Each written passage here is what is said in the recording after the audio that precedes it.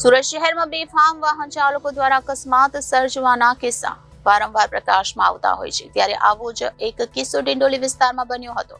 જો કે ડિંડોલીમાં 20 વર્ષીય વિદ્યાર્થીનું ટેમ્પોની અડફેટમાં આવતા મોત નીપજ્યું હતું. આ યુવક ઘરેથી મિત્રો સાથે બાઇક પર ચા પીવા માટે જતો હતો, ત્યારે આ અકસ્માત થયો હતો. ડિંડોલી બ્રિજ પર ટેમ્પો ચાલકે યુવકને અડફેટમાં લેતા તેનું ઘટના સ્થળ પર જ કરુણ મોત નીપજ્યું હતું. હાલ એકના એક પુત્રનું મોત નીપજતા પરિવારમાં શોકનો માહોલ જોવા મળ્યો છે.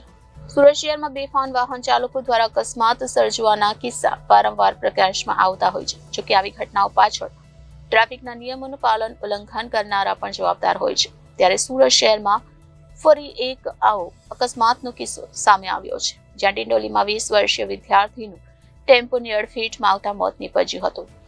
ચંદ્રરાજ મહારાષ્ટ્રના પુણેમાં અભ્યાસ કરતો હતો. આ યુવક એક દિવસ પહેલા જ સુરત માતા પિતાને મળવા માટે આવ્યો હતો અને ઘરેથી યુવક મિત્રો સાથે બાઇક પર ચા પીવા માટે જતો હતો, ત્યારે અકસ્માત નડ્યો હતો. ડિંડોલી બ્રિજ પર ટેમ્પો ચાલકે આ યુવકને અડફેટમાં લેતા જ ઘટના સ્થળ પર જ તેનું કરુણ મોત નીપજ્યું હતું. હાલ તો એકના એક પુત્રનું મોત નીપજતા પરિવારમાં શોકનો માહોલ જોવા મળી રહ્યો છે. Reporter Arvind Rathod, Janadesh news, Surat.